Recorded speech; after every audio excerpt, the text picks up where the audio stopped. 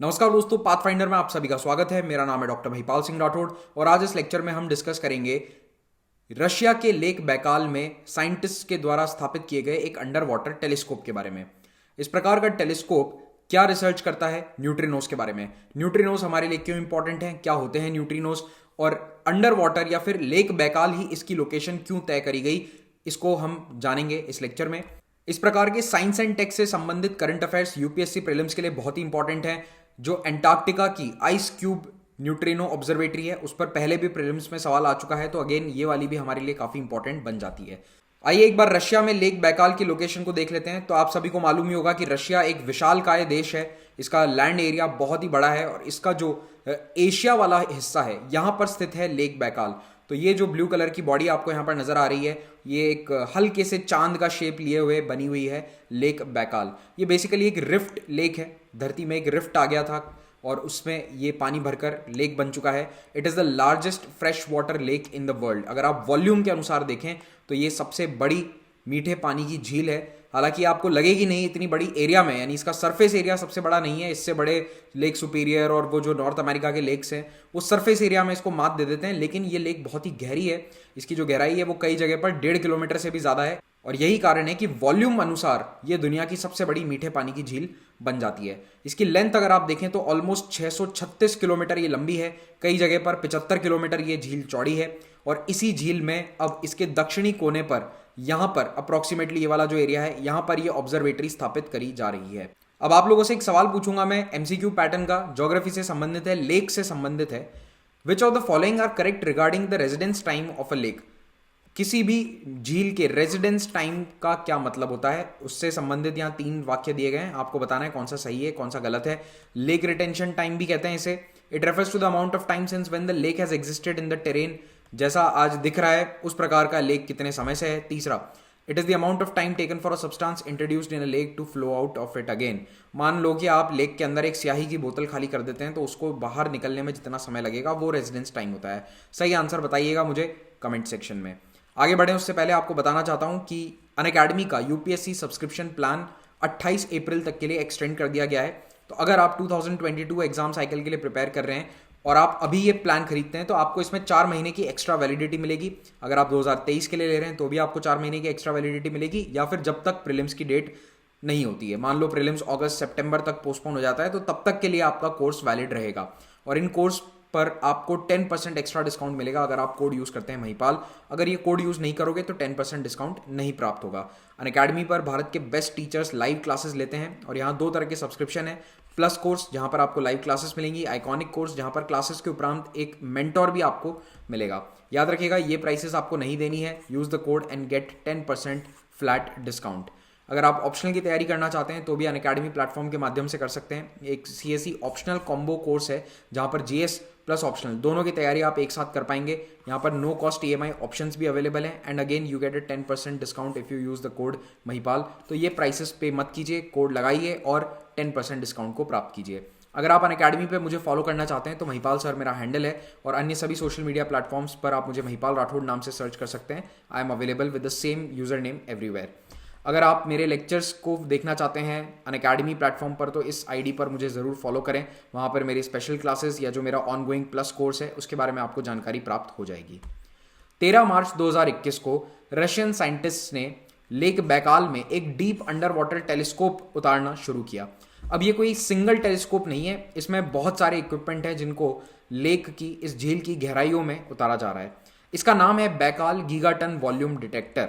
ये इस इक्विपमेंट का नाम है, बैकाल गीगाटन वॉल्यूम डिटेक्टर। इसका पर्पस क्या है? अगर आप पूरे लेक्चर में कुछ भी याद ना रख पाओ तो बस इतना सा याद रख लेना कि लेक बैकाल में ये टेलीस्कोप उतारा जा रहा है न्यूट्रिनोस पर स्टडी करने के लिए। तो कुछ इस प्रकार का ये इक्विपमेंट नजर आता है। तो ऐसे बहुत सारे ग्लास के बॉल्स हैं, गोले बने हुए हैं और इन गोलों को लेक के नीचे, ये बर्फ से जो ढकी हुई दिख रही है आपको पीछे, ये पूरी लेक है जिस पर साइंटिस्ट खड़े हैं।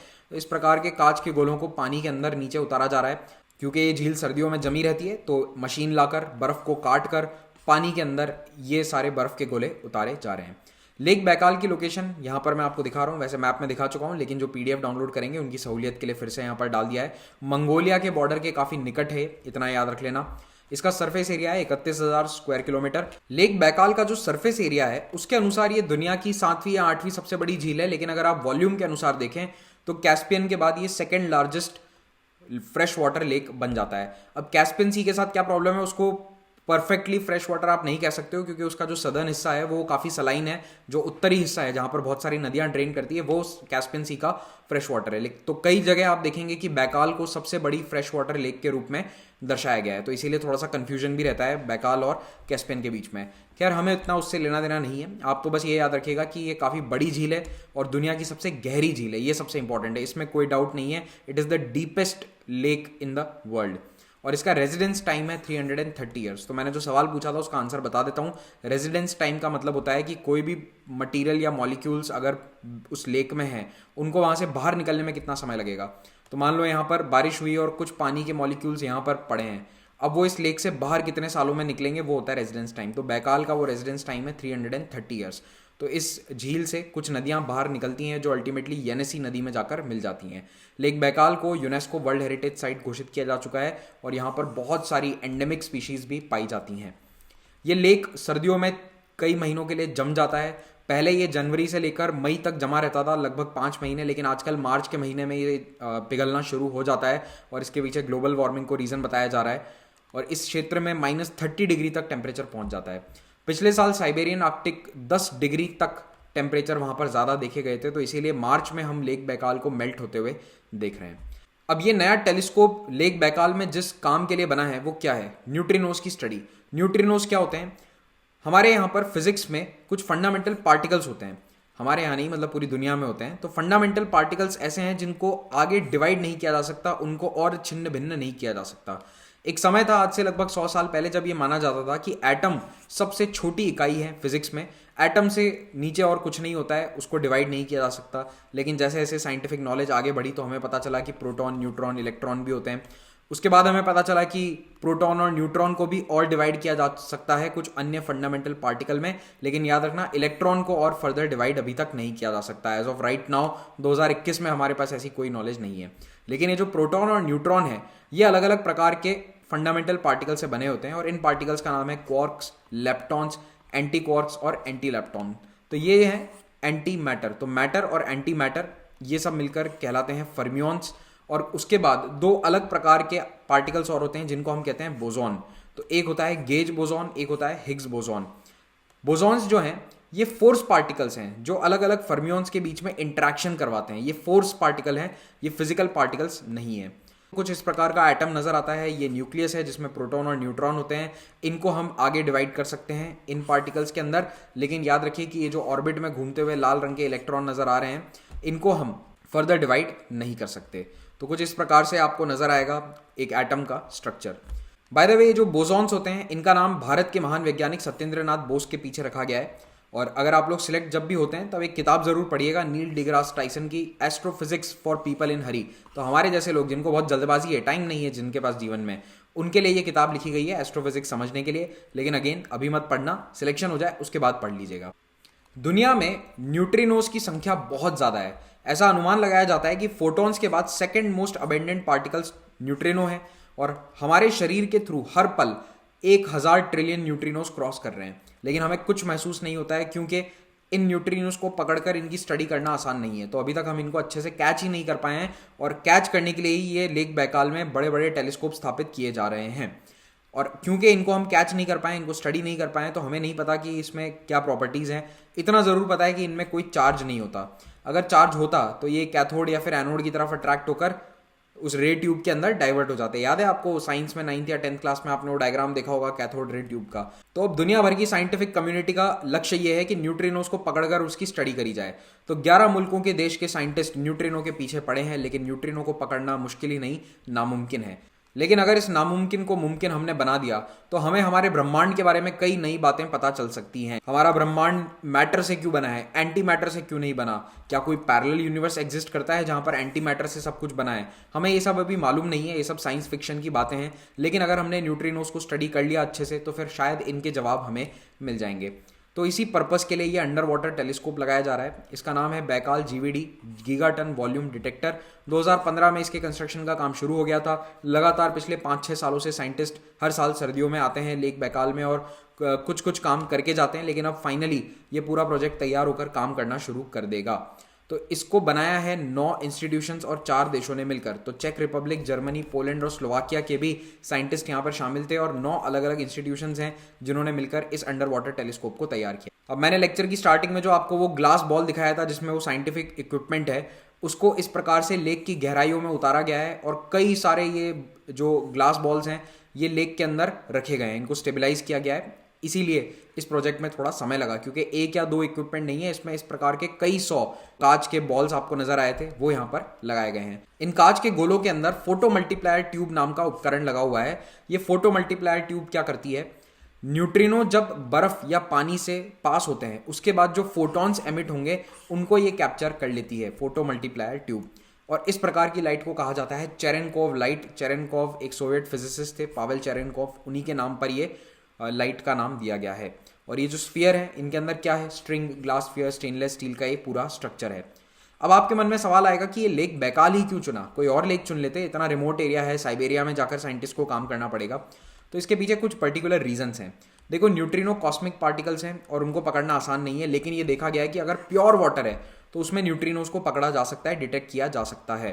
The easiest way of detecting neutrinos is in water और आइस। इसीलिए जो आइस क्यूब, पुरानी जो न्यूट्रिनो वाली ऑब्जर्वेटरी है वो एंटार्क्टिका में लगाई गई है बर्फ के अंदर, और ये दूसरी है लेक बैकाल में पानी के अंदर।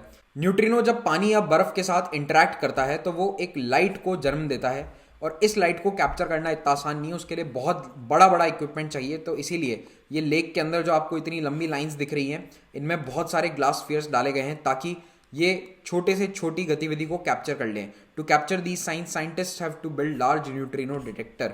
तो बहुत बड़े स्तर के न्यूट्रिनो डिटेक्टर बनाने पड़ते हैं, लेकिन लेक बैकाल में ये फैसिलिटी है क्योंकि एक तो ये लेक बहुत बड़ा है, बहुत गहरा है और बहुत ही पुराना फ्रेश वाटर लेक है। यहाँ का पानी बहुत साफ है तो इसके अंदर आसानी से ऑब्जर्वेशंस किए जा सकते हैं। और क्योंकि ये गहरा है तो इसमें बहुत गहराई तक, लगभग 1.5 किलोमीटर की गहराई तक ये इक्विपमेंट उतारा जा सकता है। और उसमें क्या है कि इनको ऑपरेशनल एरिया भी काफ़ी मिल जाता है क्योंकि बर्फ़ जम जाती है सर्दियों में, तो वहाँ तक कार्स वगैरह ले जाई जा सकती हैं। तो Baikal underwater telescope is design to detect high energy neutrinos that may have come from earth's core or could have been produced during nuclear reactions in the sun. तो मोस्टली जो धरती के सतह से आ रहे हैं रेडिएशन उन्हीं को ये डिटेक्ट करता है। कभी कभी सोलर जो न्यूक्लियर रिएक्शंस है वहाँ को भी ये डिटेक्ट कर लेता है अगर ओवर सेंसिटिव है। न्यूट्रिनो की स्टडी करके साइंटिस्ट को पता चलेगा कि हमारे ब्रह्मांड की उत्पत्ति कैसे हुई।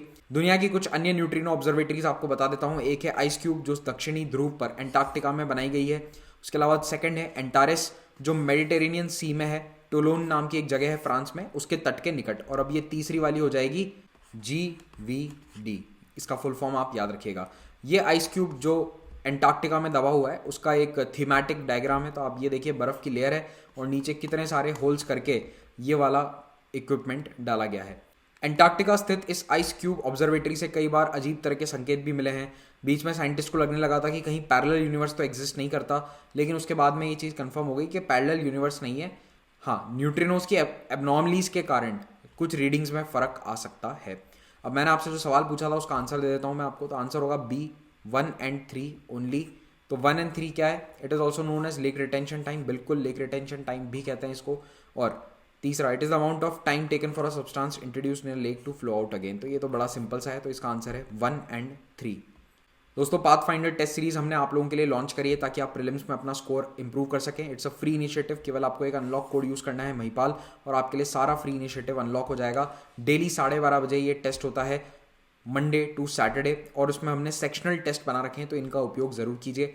रविवार को अनअकैडमी कॉम्बैट आ रहा है 11 बजे। कॉम्बैट में हिस्सा लेकर आप 4 करोड़ की स्कॉलरशिप्स जीतने का मौका रखते हैं। Thank you very much for watching this. Have a great day and do subscribe to pathfinder.